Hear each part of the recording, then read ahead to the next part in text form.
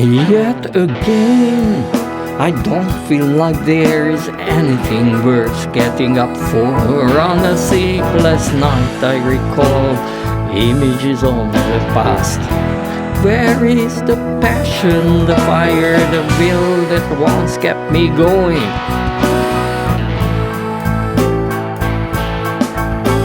Self-service restaurant, pork soup 6 forints with a lot of bones, cake stew without meat, Hungarian forints 5 with a lot of fat white filling. The workplace is an unheated hangar, but the magnets it picks are scorching hot because we have just produced them. Dark and cold dawns, cold communism. There are policemen on every corner. They have already checked my ID card to become ragged. Second-hand garments worn to death, World War II shirts and suits, tight shoes, their owners long dead. It took me half a day to find something affordable. The so-called friends I have are vampires or hunters or down and out alcoholics or overworked, disheveled women. My workers' hostel is filled with old half-idiots, dirty and smelly, but their ego is huge. Everywhere I went, scams, cheaters and thieves.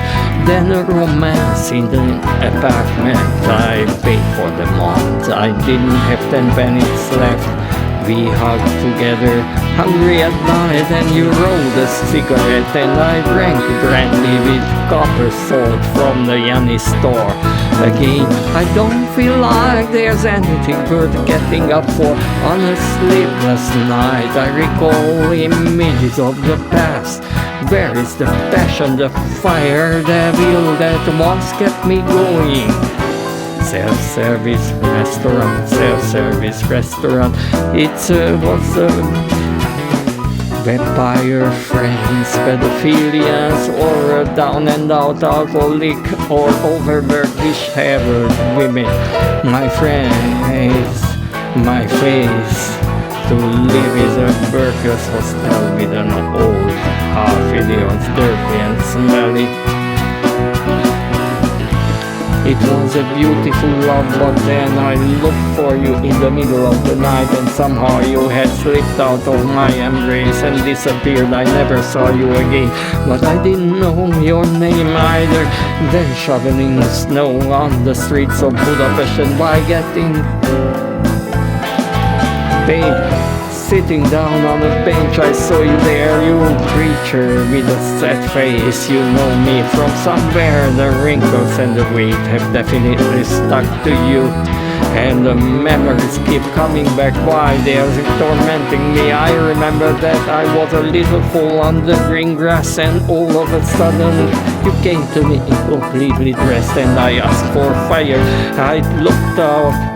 I looked at you in the eye, and that was it. I didn't go home for a month as long as we had money, cheap sausages once and pickles, and then only mustard. Then we listened to the blues, and I went to earn some money with shoveling snow at night, and I snuggled up to your warm body while I was filled with alcohol. Then I took a second job, which was painting balloons for a few pennies each, but you needed new stockings and cigarettes. Heating with electricity in the rent check cost a fortune. A loo in the backyard, a cold faucet in the front yard, that was all the comfort.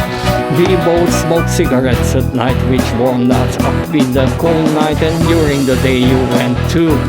I never knew where you went, and I went too.